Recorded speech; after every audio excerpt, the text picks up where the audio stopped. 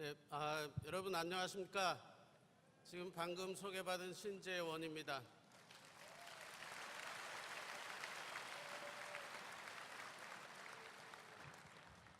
너무 복된 자리에 초청해 주셔서 감사한데요. 잠깐 기도하고 시작하겠습니다. 참 좋으신 하나님 아버지 감사합니다. 참으로 믿음의 형제 자매들과 함께한 자리가 이렇게 복된 자리일 수 없습니다. 아버지 이런 은혜 주신 것 감사드리고 이 대회를 통해서 믿음의 동역자들이 다시 한 마음으로 주님을 섬기는 기회 되게 하여 주시고 주께서 크게 영광 받으시며 저희들에게 큰 은혜 내려주시는 그런 귀한 시간 되게 하여 주시옵소서. 아버지 이 자리에 주께서 이제 좌정하시는 줄 압니다. 아버지 성령님 충만하게 하셔서 저희들 마음 모두 하나 되게 하고 충성된 마음으로 섬기는 그런 귀한 자들 되게 하여 주시옵소서. 이 모든 말씀 우리 주 예수 이름으로 기도드렸사옵나이다. 아멘. 제가 강연을 좀 하면서 항상 느끼는 것이 주님께서 저한테 해주신 게 너무 많은데 그런 뜻을 그런 마음을 전할 수 없는 자리가 너무 많아서 참 답답한 때가 많았는데 오늘은 믿음의 형제 자매들과 함께하는 자리여서 제가 좀 마음 놓고 그런 말씀 드릴 수 있을 것 같습니다. 그리고 이번 대회의 주제가 저한테 참 뜻깊은 주제가 되는데 제가 지금 나사의 본부에 워싱턴 DC에 있는 본부에서 근무하는데요. 제 직책이 미국의 대통령 선거가 이제 일어나서 대통령이 바뀌게 되면은 저의 어드미니스트레이터가 그러니까 나사의 최고 책임자가 주로 바뀌어서 오기 때문에 제 자리도 어떨 때는 한국말로 물갈이라고 그러죠. 물갈이가 되는 경우가 많아요. 그래서 한 10여 년 전에 그런 일이 벌어져서 제가 어떻게 이 자리를 계속 있어야 되는지 또 다른 데로 가야 되는지 많이 고심을 하고 기도를 하는 중에 저한테 마음에 크게 감동을 주신 말씀이 바로 이 말씀이었어요. 그래서 굉장히 뜻깊은 자리가 되는 것 같습니다. 그래서 그때 저한테 제가 기도하는 중에 저에게 너한테 그저 거저준 자리니 그 자리를 지키고 있어라. 그래서 하나님 나라와 의를 먼저 구하라 이런 말씀을 주시더라고요. 그래서 그 자리에 그냥 계속 있었는데 지금 10년이 지났는데 계속 저를 지켜주시고 보살펴 주시고 계십니다.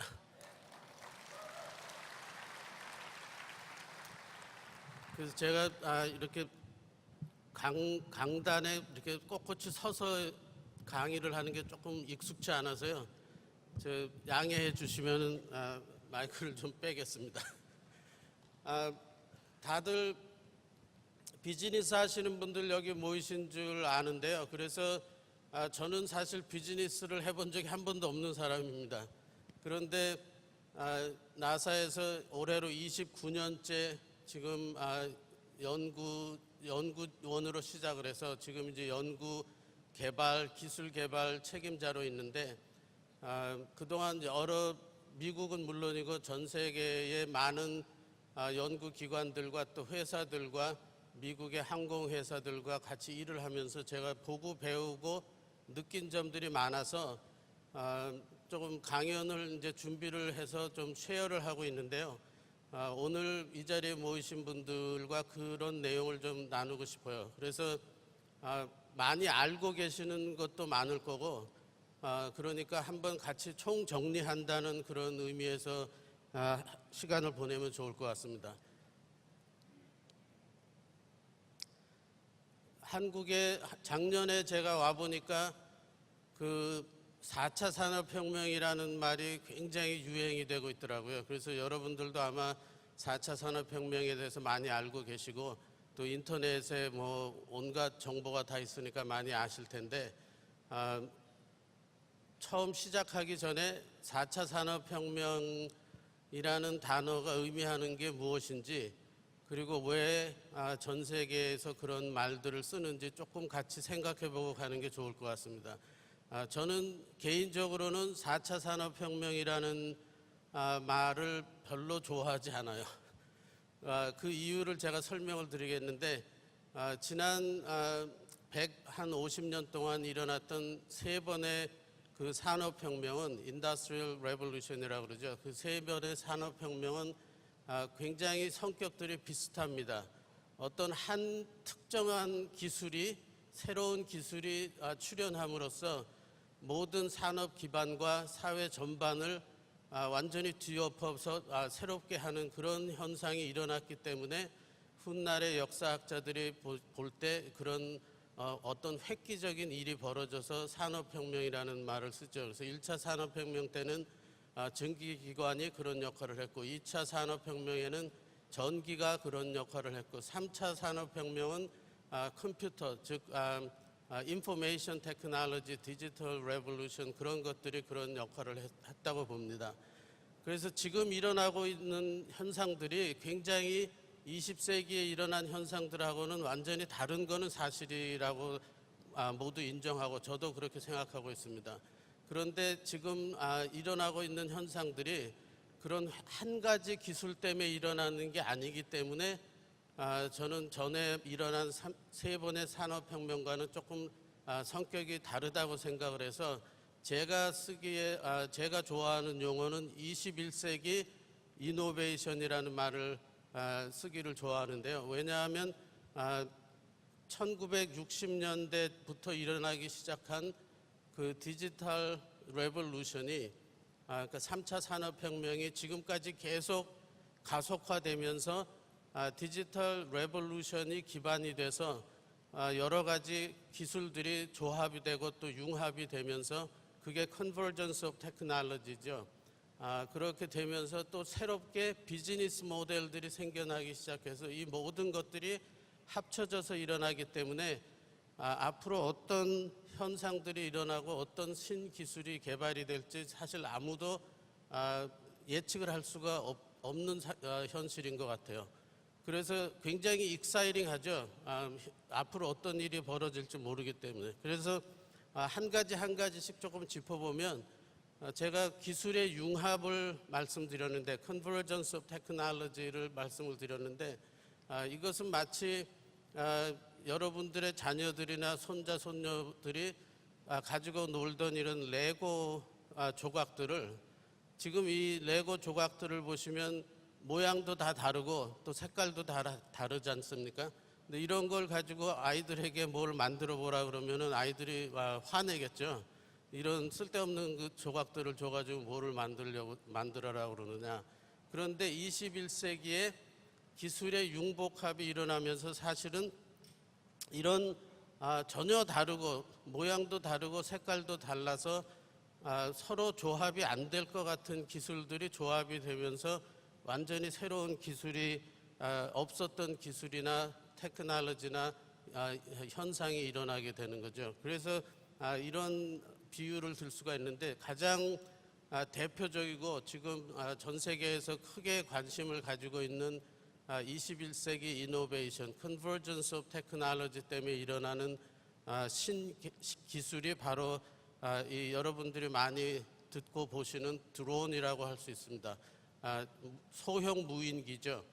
그래서 저처럼 항공 쪽에서 오랫동안 일을 한 사람들은 사실은 이런 거를 만들어낼 생각을 못했어요. 왜냐하면 굉장히 고착화된 생각으로 저희들은 여객기, 또 헬리콥터, 이런 뭐 전투기 이런 것들을 만드는데 기술을 개발하고 있었지, 이런 소형 무인기를 생각을 안 하고 있었는데, 불과 3, 4년 전부터 이런 것들이 출현하게 됐는데, 여기 지금 제가 열거해 놓은 것처럼 사실은 항공 쪽 기술은 별로 어렵지 않아요. 이거를 만드는데 항공 쪽 기술이 별로 필요한 게 아니라 굉장히 기본적인 항공 기술만 들어가면 되는데, 실제로는 굉장히 다른 기술들이 항공 산업에서 개발되지 않았던 이미징이라든가 하이 레졸루션 카메라 같은 거죠. 그리고 GPS 같은 거, 또 여러 가지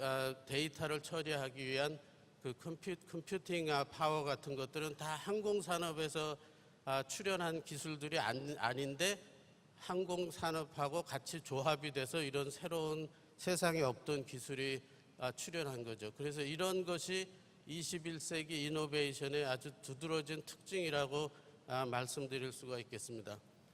또 비즈니스 모델이 새로 많이 출현했다고 제가 말씀을 드렸는데 여러분 아마존 많이 쓰시죠? 한국에서도. 지금 아마존이 미국에서 이제 용어가 얼마 전까지는 21세기 이커머스의 자이언트라는 말을 많이 썼는데요. 이제는 그 자이언트도 넘어서서 너무 커졌기 때문에 이제는 타이탄이라는 말을 쓰더라고요. 그러니까 매체들에서 이제 자이언트를 넘어서서 이제는 거의 모든 산업체들이 손을 댈 수도 없을 정도로 큰 기업이 돼서 21세기 커머스 타이탄이라는 말을 쓰는데 저기 자료에 제가 보여드리면은 2017년 작년 레비뉴가 그러니까 매출액이 177.9 빌리언이니까 거의 178 빌리언 달러가 됐으니까 어마어마한 사업체가 됐죠. 그런데 1800년대 후에 말기에 출현한 Sears라는 백화점 다 아시죠? Sears 백화점이 그야말로 백화점 업계의 대명사로 오랫동안 군림을 하고 있었는데 이 Sears가 19세기 때에는 그 당시에 아마존하고 똑같은 역할을 했어요. 그 당시에 이제 미국에 처음으로 철도가 깔리기 시작하면서 그 1차 산업혁명의 증기기관의 그 도움으로 이제 기차가 생겼죠. 증기기관차가 생겨서 철도가 깔리기 시작하면서 시골이나 대도시가 아닌 데에서 살던 미국 주민들한테도 철도를 이용을 해서 우편 배달로 상품을 그 사람들이 원하는 상품을 보낼 수가 있게 됐죠. 그래서 비즈니스 모델만 보면은 Sears하고 아마존하고 모델이 똑같아요. 그러니까 상점에 내가 직접 가서 물건을 안 사도 19세기 말에는 기차를 이용을 해서 우편 배달을 통해서 물건을 받았는데 지금은 아마존은 그 기차를 뭐 비행기나 트럭이나 모든 현대의 운송수단으로 바꾸고 그리고 메일 오더를 하던 것을 우편 오더를 하던 것을 인터넷을 통해서 하도록 바꾼 거가 아마존이 한 거죠. 그러니까 그런 거를 생각해 보면 참 재미있는데 비즈니스 모델을 완전히 새로운 전혀 없던 비즈니스 모델이 생겨나는 것이 아니라 사실은 디지털 레볼루션 때문에 전에는 가능하지 못했던 그런 것들이 이제 가능하게 되는 것이죠. 그래서 새로운 비즈니스 모델이 생겨나는 것처럼 보이는 거예요. 그래서 그 수많은 그 많은 매출액을 하기 위해서 전 세계에 어마어마하게 많은 숫자의 손님들이 요구하는 그런 상품들을 다 처리를 할 그런 데이터를 한번 상상을 해보시기 바랍니다. 얼마나 많은 데이터를 처리를 해야 하는지. 그래서 아마존은 사실은 소매업자가 아니라 리테일 업자가 아니라 사실은 소프트웨어 회사예요. 그러니까 모든 지금 21세기에 이노베이트하다는 회사들은 현상적으로는 어떤 물건을 팔거나 어떤 기술을 만들어내지만 사실은 전부 다 소프트웨어 회사죠. 앞서 발표하신 분께서 우버에 대해서 말씀하셨는데 우버도 거기에 종사하는 사람들한테 물어보면 자기네들은 소프트웨어 회사라고 그래요. 그리고 미국에서 제일 똑똑한 소프트웨어 엔지니어들이 대학을 나오면 제일 가고 싶어하는 회사가 우버입니다. 왜냐하면 우버에서 제일 익사이팅한 그런 프로그램들을 컴퓨터 프로그램들을 개발하기 때문이죠. 그래서 이런 현상들이 일어나기 때문에 지금 화면의 왼편에 있는 여러 가지 이런 신기술들, 그러니까 3D 프린팅이라고 한국에서는 많이 하죠. Additive Manufacturing, 그리고 Internet of Things, 모든 사물들이나 사람들, 사물들이 다 인터넷으로 연결이 되는 거하고 또 디지털 트윈이라는 거는 현상적으로 실제적으로 있는 것들을 그대로 디지털화해서 복사를 해놔서 그 쌍둥이가 생기는 거죠. 어떤 건물이 있으면 그 건물을 그대로 디지털화해가지고 컴퓨터에 입력이 돼 있는 그런 쌍둥이들이 생겨나고 또 로보틱스, 아티피셜 인텔리전스 이런 것들이 지금 계속 지상에 나오는데 이것을 4차 산업혁명이라고 규정을 한 후에 이런 분야의 산업들을 국가에서 탑다운 형식으로 이게 신산업이다 해서 결정을 하고 육성을 하기 시작하면 어떤 오류가 생길 수가 있냐면 아까 전에 말씀드린 대로 기술들이 융복함이 되고 그거에 의해서 새로운 비즈니스 모델들이 나오기 때문에 앞으로 5년, 10년 뒤에 어떤 새로운 비즈니스들이 나올지를 모르는데 지금 이미 나와 있는 비즈니스들에 너무 초점을 맞추고 집중 육성을 하는 그런 오류를 범할 수가 있다는 말씀이죠. 그래서 아직까지는 4차 산업혁명이라고 해서 어떤 올가미를 씌워놓으면 안 될 것 같습니다. 그래서 여러분들 다 비즈니스 하시는 분들이니까 이런 내용을 조금 참고를 하셔서 계속 그 새로운 디지털 레볼루션에 근거해서 새로운 비즈니스 모델을 만드셔서 새로운 기술을 도입해서 계속 다른 비즈니스를 만들어내셔야죠. 새로운 비즈니스. 그래서 이런 21세기의 이노베이션은 이런 특징을 가지고 있어요. 오른쪽에 여러분 보시기에 오른쪽에 있는 것 같은 그런 특징을 가지고 있는데 굉장히 파급되는 속도가 빠르죠. 엑스포넨셜 테크놀로지예요. 그러니까 새로운 테크놀로지가 나와서 그동안 한 20년이 걸려서 사람들에게 영향을 주는 것이 아니라 굉장히 빠른 속도로 몇 년 안에 다 확산이 되고 또 제가 계속 말씀드린 대로 디지털 레볼루션 때문에 어마어마하게 많은 양의 데이터를 처리를 할 수 있어야 되죠. 그래서 enormous amount of 데이터를 처리를 할 수 있는 그런 특징이 있고 그래서 빠르게 그리고 엄청나게 많은 사람들을 갑자기 영향을 주기 때문에 굉장히 파괴적이에요. 디스트럭티브하고 매시브 임팩이 있죠. 그래서 아까 말씀하신 분처럼 우버나 에어비앤비나 또 페이스북 같은 거 생각해 보세요. 모든 것이 굉장히 빠르게 전 세계로 확산이 되면서 매시브 임팩이 생기죠.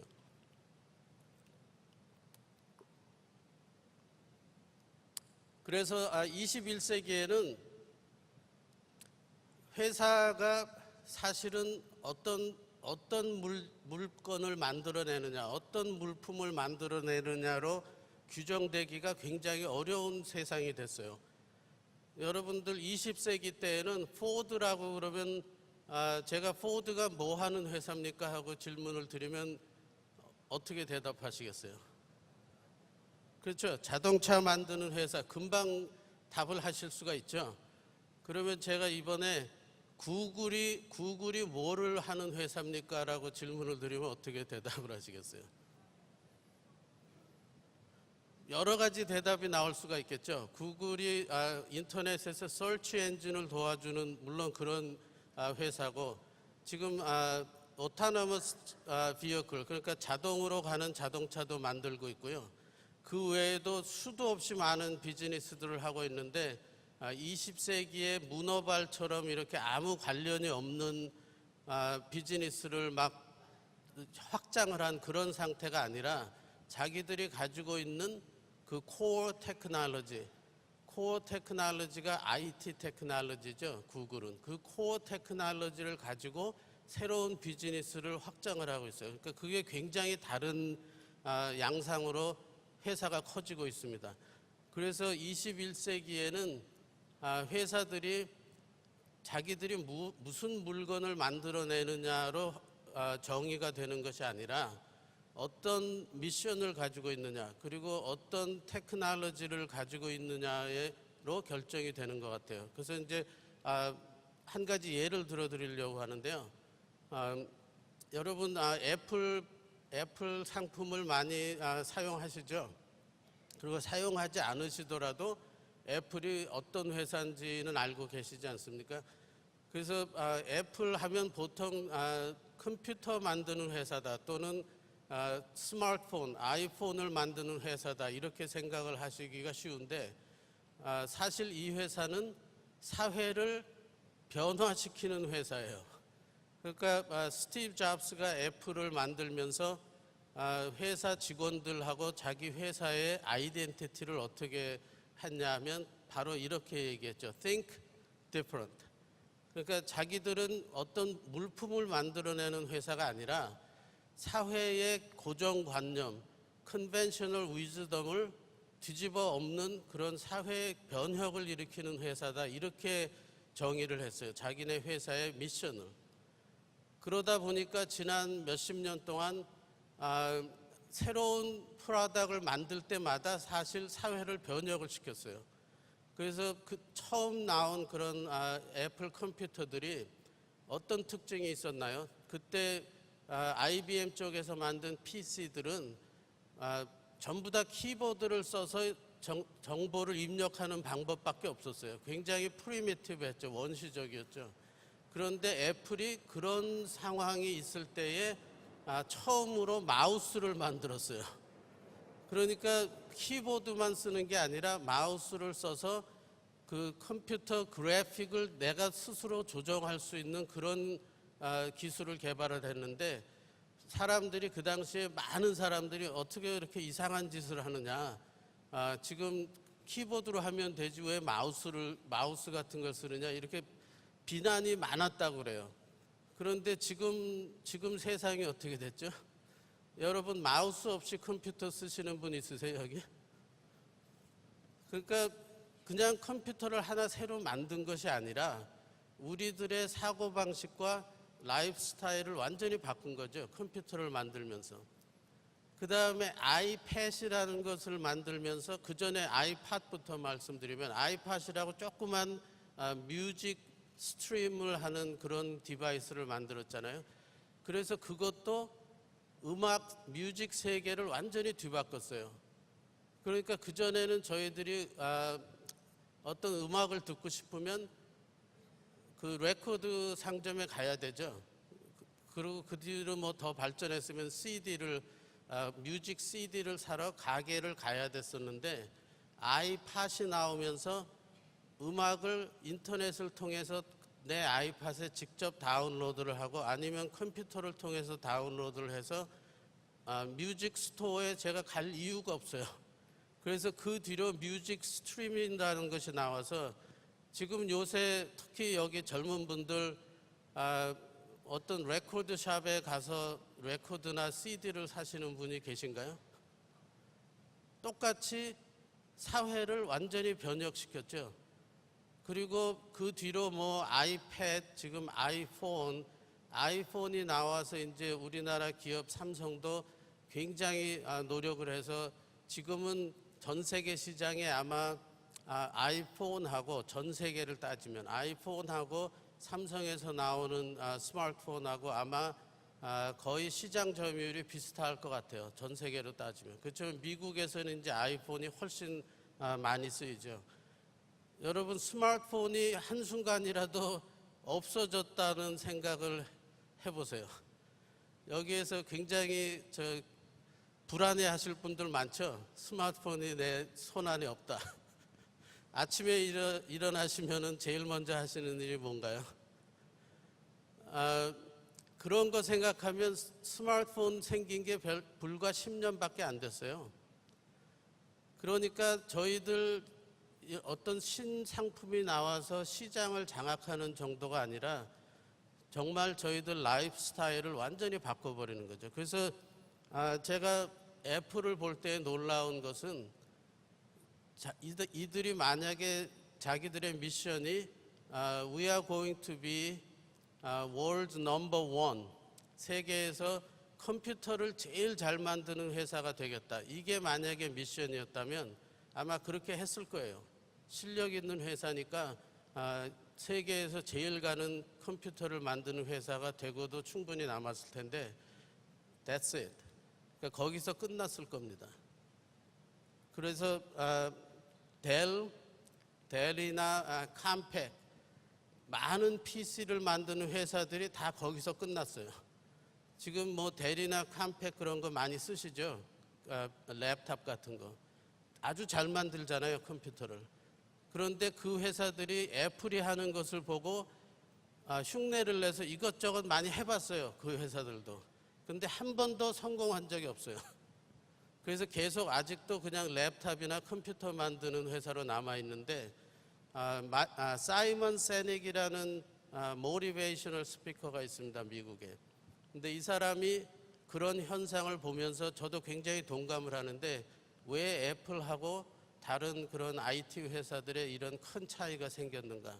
그거를 보니까 애플은 아까 제가 말씀드린 대로 미션 자체가 틀리고 그리고 회사의 모든 종업원들한테 왜 애플이 존재하는지 Y에 대해서 굉장히 강조를 했다고 그래요. 그리고 대외적으로 커머셜, TV 커머셜이나 뭐 광고를 할 때도 계속 Y를 얘기하고 자기네들이 뭐를 만드는지에 대해서는 별로 얘기를 하지 않았어요. 애플이. 실제로 그렇게 했어요. 그런데 이제 델 같은 회사들, 캄팩 같은 회사들은 왓부터 시작을 하죠. 저 밖에 있는 그 링 왓부터 시작을 해서 자기네들이 왜 존재하는지 왜 이런 일을 하는지에 대해서는 물어보면 대답을 못해요. 종업원들이. 그냥 우리는 컴퓨터 만드는 회사다 이렇게 되는 거죠. 그러니까 한번 생각을 해보세요. 애플에 종사하는 종업원들하고 델에 종사하는 종업원들하고 회사에 출근을 할 때 아침에 출근을 할 때 어떤 마음가짐으로 출근을 하겠습니까? 델의 종업원들은 아침에 출근할 때 오늘 열심히 일해가지고 세상에서 제일 좋은 컴퓨터를 계속 만드는 일을 내가 해야 되겠다 이렇게 하고 오겠죠. 그런데 애플의 종업원들은 오늘 내가 회사에 가서 열심히 일해서 사회를 바꾸는 그런 일을 해야 되겠다 이렇게 하고 올 거 아니에요. 그 차이점은 상상해 보시면 알겠죠. 그래서 애플이 몇십 년 동안 계속 신제품이 나오는데 그냥 돈만 번 게 아니라 완전히 사회를 변화시키는 그런